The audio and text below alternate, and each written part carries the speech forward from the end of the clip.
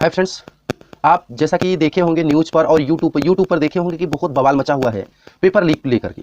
UP police का paper leak अभी तक कह सकते हैं कि उसका मामला थमा नहीं था कि दूसरा पेपर लीक आ चुका है। यूपी बोर्ड परीक्षा जो उत्तर प्रदेश माध्यमिक शिक्षा बोर्ड करवाती है, उसमें जो कक्षा 12 के मैथ के पेपर हैं और कक्षा 12 के जीव विज्ञान के पेपर हैं, वह आगरा जिले के ऑल प्रिंसिपल ग्रुप पे क्या हो रहे थे कि परीक्षा शुरू होने के 1 घंटे बाद वायरल हो रहे थे। और उसकी सूचना वहां के जिला विद्यालय निरीक्षक तक पहुंची और उसको जो व्यक्ति विनय नाम के व्यक्ति थे उनको दोषी पाया गया और उनके नाम एफआईआर दर्ज करवाने का कार्य किया गया।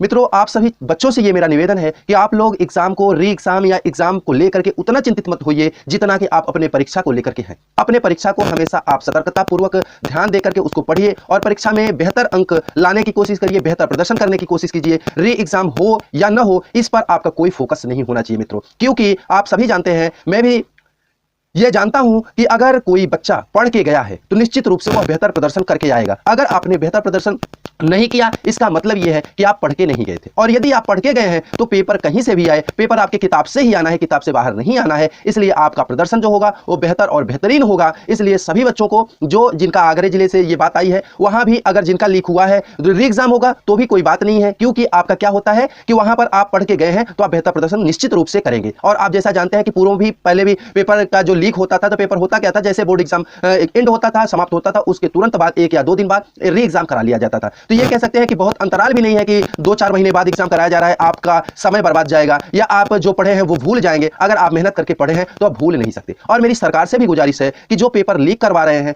ऐसे ग्रुपों का भंडाफोड़ करके उनको सख्त से सख्त उनके ऊपर कार्रवाई की जाए, जिससे कि तमाम बच्चों के साथ जो अनर्गल हो रहा है, बच्चों के मानसिक रूप से उन पर दबाव पड़ रहा है, वह क्या हो, समाप्त हो और बच्चे अपने परीक्षा को सकुशल संपन्न करें और उसका उनको पारितोषिक मिले। ये नहीं कि उनको पारितोषिक के बदले उनको ये हो कि री एग्जाम देना पड़ेगा। ठीक है मित्रों, फिर मिलते हैं नए वीडियो के साथ। तब तक सभी मित्रों को जय हिंद, जय भारत।